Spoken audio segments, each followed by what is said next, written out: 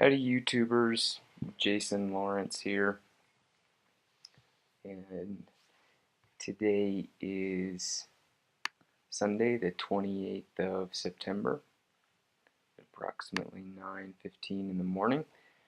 I received an interesting request from a gentleman on one of my videos, and I thought I would take this time to honor his request and make a video about the subject he had inquired around.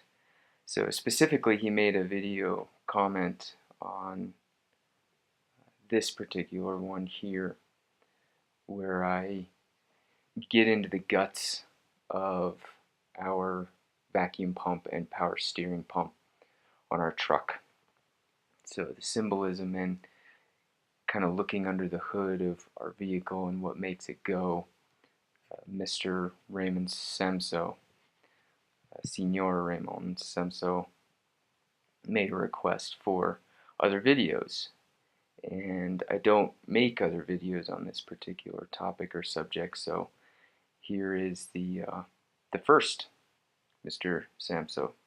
So I'll go to his comment and translate it, because I needed to do that yesterday. I speak a little bit of Spanish, and of course I recognize what this comment is. This is Spanish for A Course in Miracles, Un Curso de Milagros. And he requested that I share more videos about A Course in Miracles and how it contributes to my inner peace.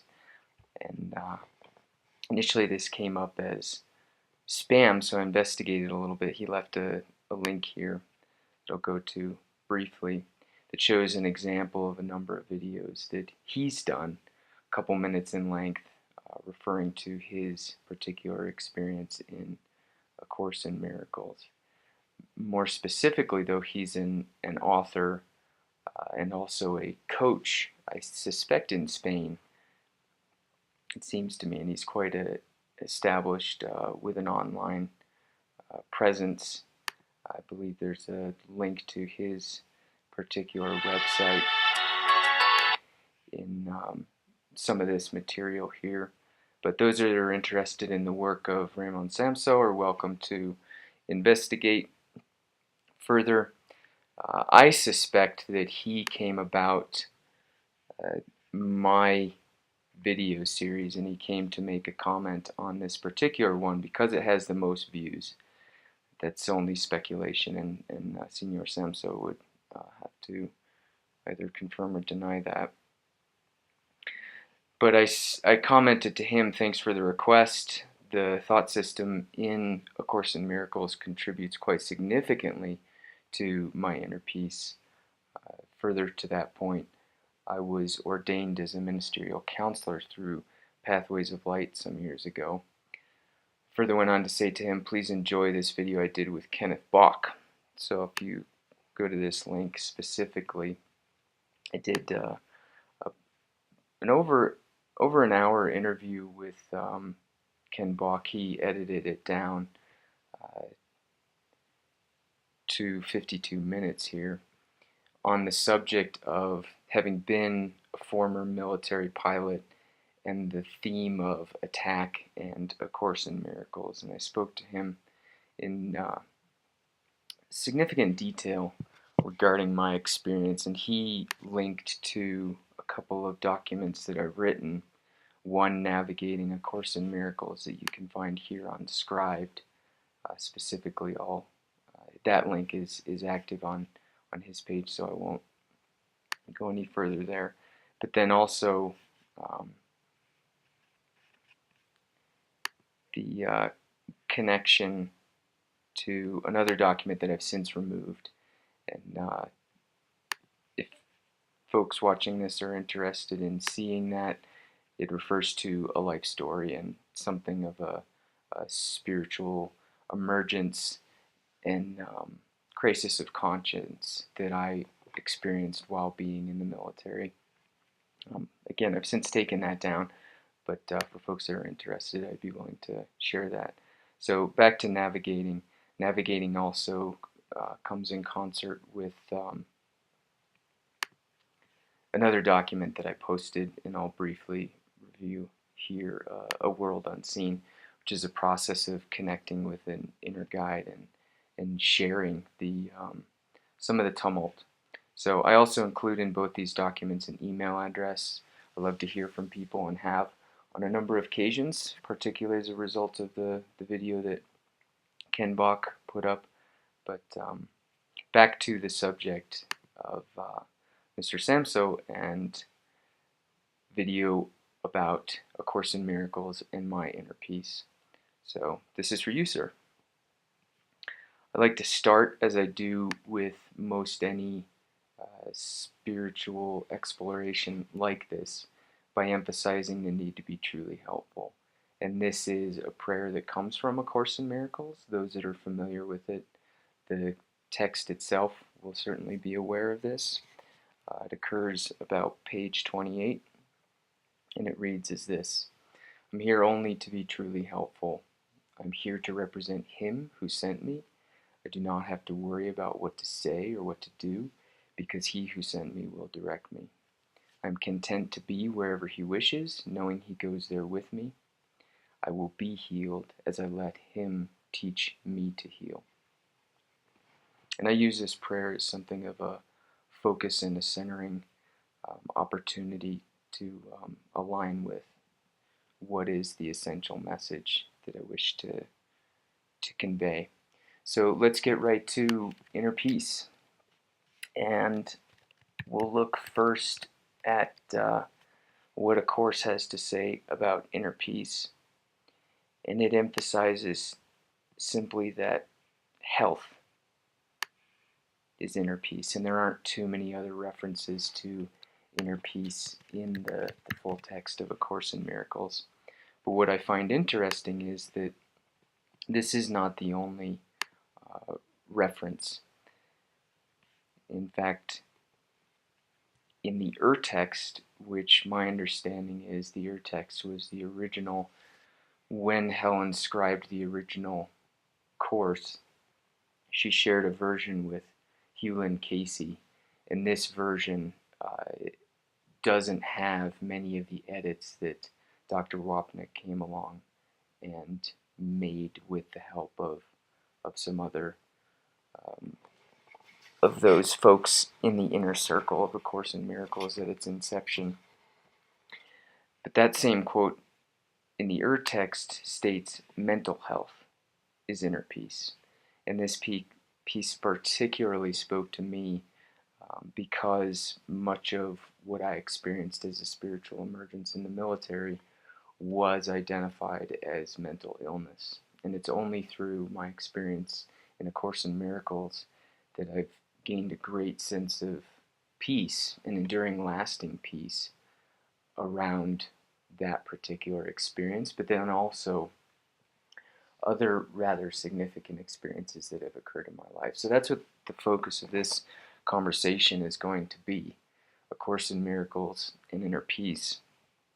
And in exploring that, I also want to share something of what I find to be my most valued conception of inner peace, because it's funny and lighthearted, and by way of Kung Fu Panda 2,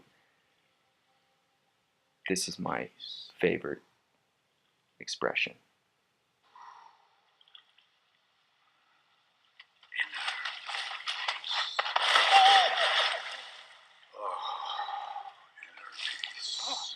Master Shifu! Master Shifu, what do we got? Pirates? Vandals of Volcano Mountain? Whatever it is, I will take them down. Because I am in a mood. I need to get something done, you know what I mean? What are you doing? One of Master Oogway's final teachings.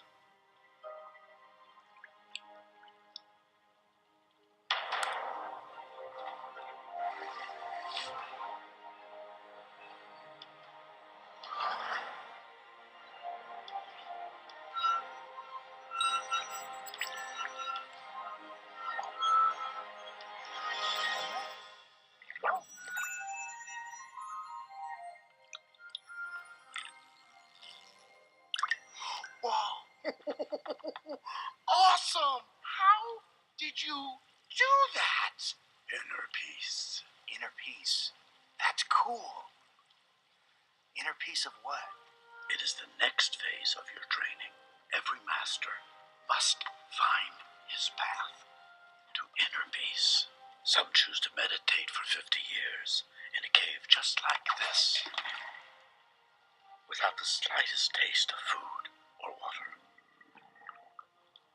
Or some find it through pain and suffering, as I did. Oh, the day you were chosen as Dragon Warrior was the worst day of my life. By far, nothing else came close. It was the worst, most painful, mind-destroying, horrible moment I have ever experienced. But once I realized the problem was not you, but within me, I found inner peace and was able to harness the flow of the universe. So that's it? I just need inner peace? My innards are already super, super peaceful, so all I need to do is just get this thing going. Inner peace? You're going down. Now show me what you were doing there with your feet.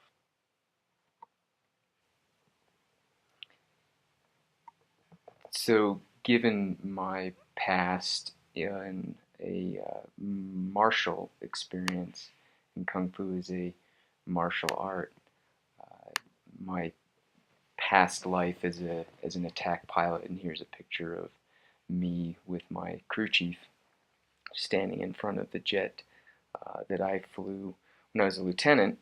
I was separated as a captain, I think around 2007, 2008 from the Air Force, and went on to pursue service in another way. But the martial aspect of Kung Fu is very appealing to me, in particular this cartoon, because it's funny, but the emphasis on a stillness of mind in the midst of perhaps chaotic circumstances, and we certainly encountered a handful of those. While I never flew as in a combat scenario as a pilot for the Air Force, I was a combat mission ready qualified wingman.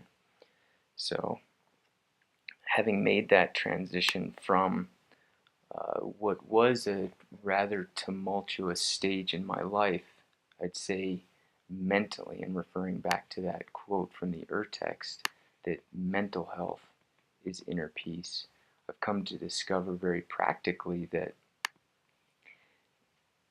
our mental health has significant contributions to our physical health. So in focusing on my own inner peace, I've experienced what probably many would class as miraculous healings, personally and with others. And I could go into some detail around that if folks were interested, but I want to try to keep this relatively concise. So emphasizing that aspect of inner peace, A Course in Miracles and the Thought System Inherent has been of significant contribution. And as part of the connection that I made with the inner teacher, inner voice,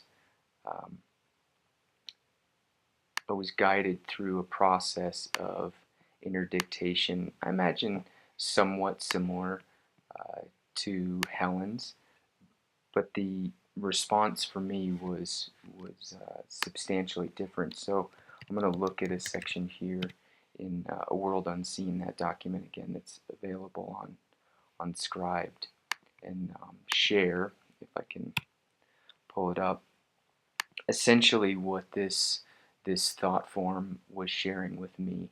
And I won't go into a lot of detail about where A World Unseen comes from, or what the process of inner dictation was. That's inherent if someone chooses to read it. But one aspect of that essential message is contained here, and I'll read it in this paragraph. Change is not the only constant in this world. Change reveals the only constant by allowing you to focus on the one unmoving element in your experience. Presence takes into account the wide and varied aspects of your experience and reduces them to a unified brilliance of singularity. Ask yourself in any given situation, what is unmoved by this experience? Begin to identify then with this stability. Grab hold of it with both hands and anchor your own experience in the presence of the unchanging. Particularly tumultuous events are best for this type of identification, but the awareness of oneness is possible during externally tranquil times as well. Through this process of interdictation for me that came about as a result of having gone through A Course in Miracles, the 365-day workbook. I've been a student since about 2004, then becoming an ordained ministerial counselor.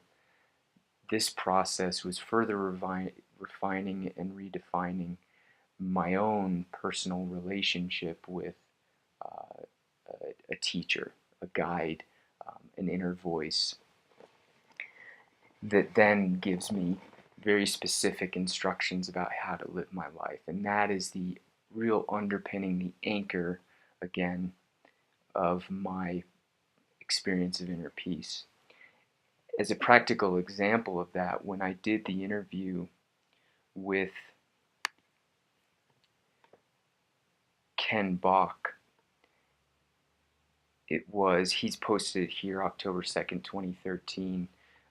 We were coordinating this over a span of time that included around about the 12th of September, before and then after. And that particular period of time was of significant upheaval in my and my wife's life.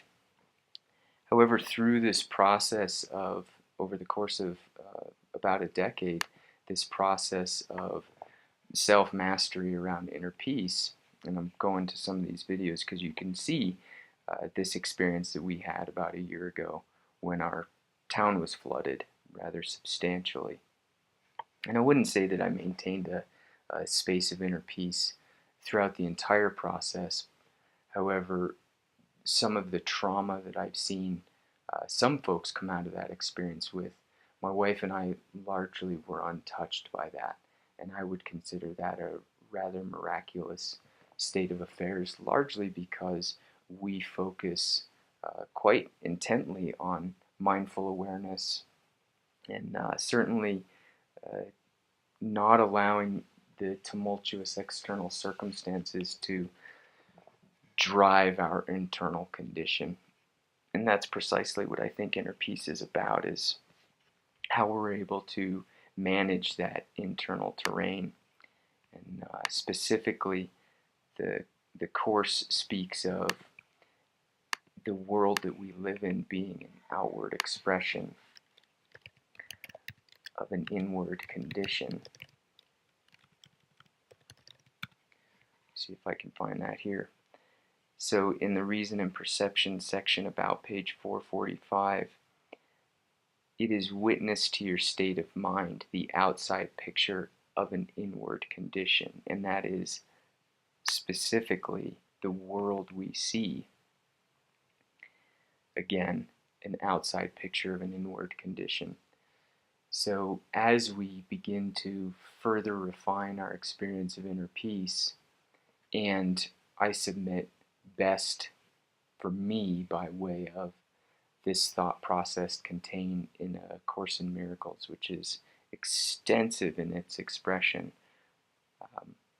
we will bring to bear on this world, in the world we see, a new picture. And I don't know what that will look like, but I suspect that as we move through circumstances and conditions like flooded towns, perhaps even terrorist bombed areas,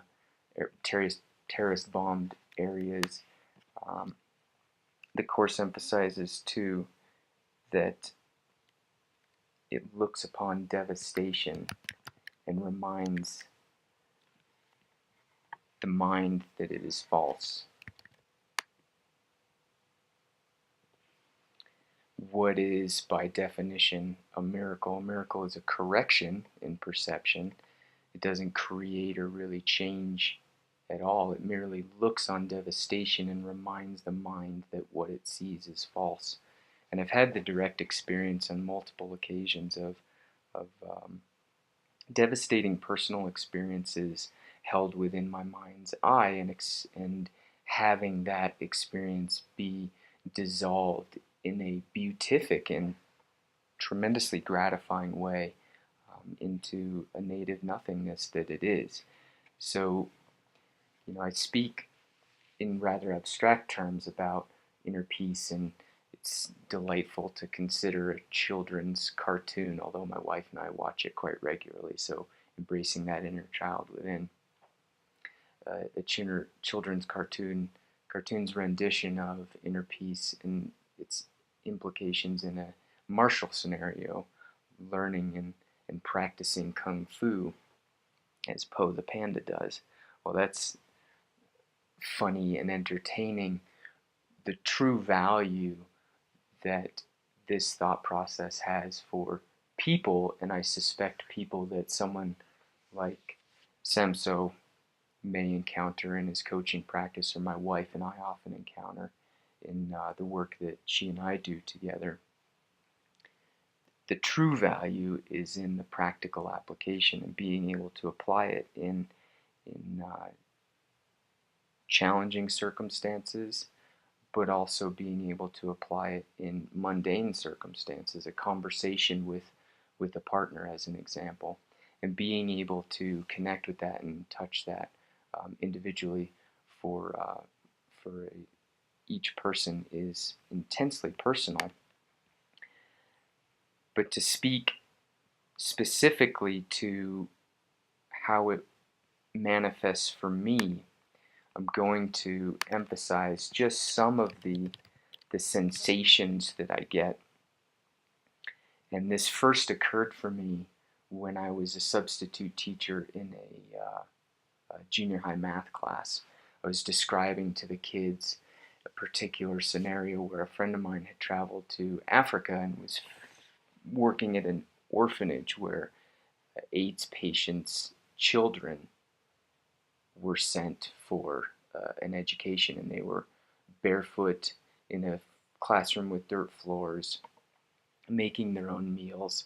And I showed a picture of this classroom to these 8th graders, of these kids in Africa, and I asked them what was different about these kids and them. And I moved past the obvious differences. I said, dismiss the fact that they're African, so there's clearly a skin color differentiation that would be obvious to your eyes. And then also dismiss the fact that perhaps they don't have shoes, that they're all in the same uniform. What is it about them that is unique and different from you all? And none of the kids could understand what I was getting at, and I finally got to the point of saying, the kids in this picture are smiling. And they're smiling in extreme circumstances, given what I've told you about their personal stories. You all come to this classroom with tremendous resources at your disposal. You have shoes, you don't make your own meals. The floor in this classroom is carpeted, and you didn't make your own desks. And yet you come in here with a scowl on your face as though you're prisoners. And the difference I want to emphasize with these young people is that they are smiling. And I'm not asking you to shed a crocodile tear for them, for their circumstances, because they're able to find this space within themselves. And I hope that you all are able to find that too. And I said, asked then, can you understand this message? Do you understand what I'm saying to you? And one young man that had previously been a pretty significant problem child, if you will, what many teachers described him as, but I referred to him personally as a reluctant learner, and I get that definition from a course as well.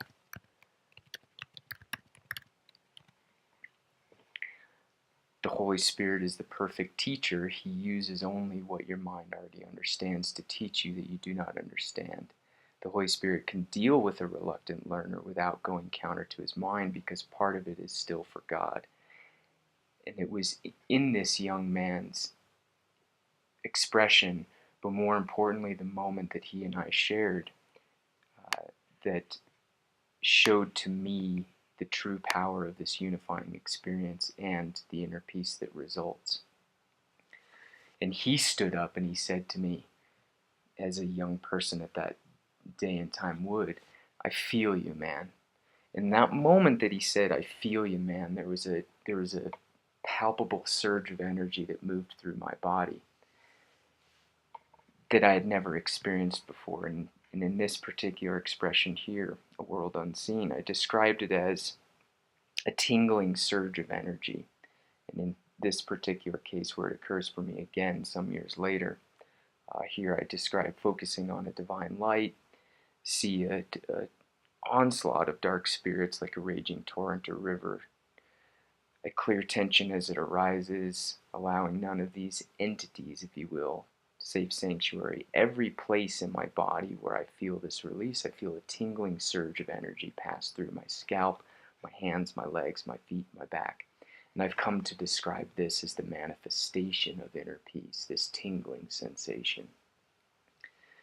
I've experienced it in the case of having a broken bone in my finger, and at one point in the dedicated, focused turning over of that experience to God and the Holy Spirit, the sensation of tingling run through my hand, much like having taken, I would imagine taking morphine or even heroin, totally relieving the sense of pain in my hand as a result of that broken bone. So in the case of this connection with this young man, the tingling surge. In the case of the broken bone in my hand, this tingling surge as it moved through. Because I refuse to take painkillers, and largely because I think the pain allows us to focus our mind. As the Course tells us, the guiltless mind does not suffer. Here specifically around page 111, the guiltless mind cannot suffer, and as we process that guilt, pain becomes a non-issue, emotional pain as well as physical pain.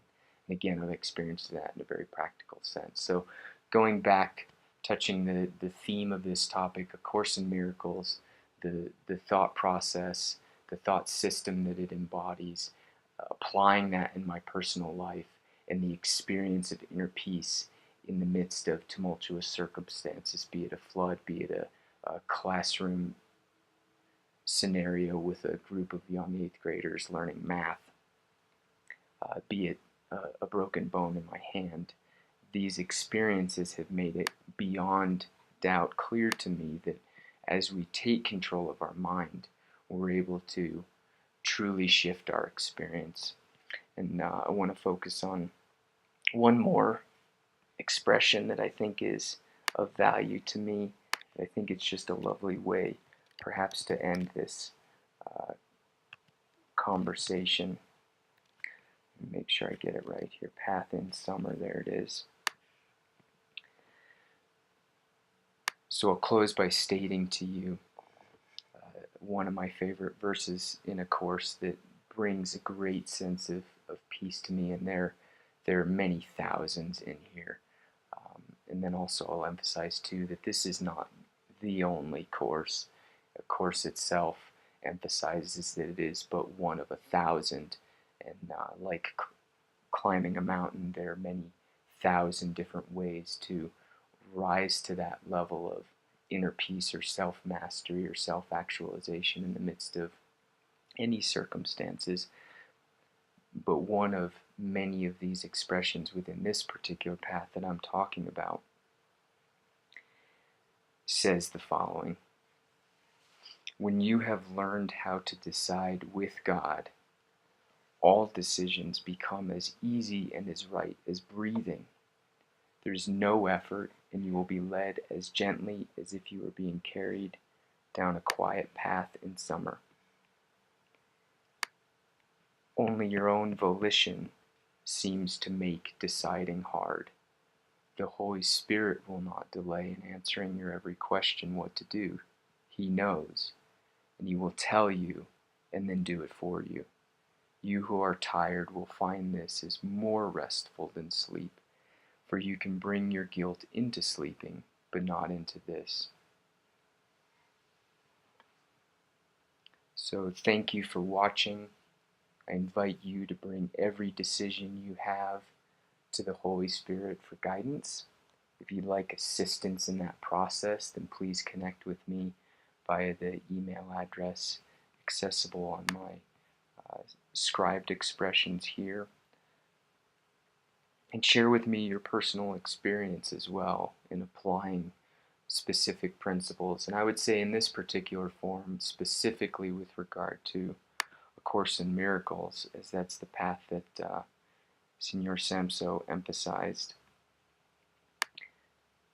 But you could certainly include other aspects of your life that validate your personal experience of inner peace, and share it. Share that process, share those challenges. This is one email address that you're welcome to send notes to, JasonM_Lawrence@hotmail.com. You can also send me a message via Gmail at Pathfinder, one word, 7573@gmail.com. Again, that's Pathfinder7573@gmail.com. So all the best, Mr. Samso. I appreciate your request.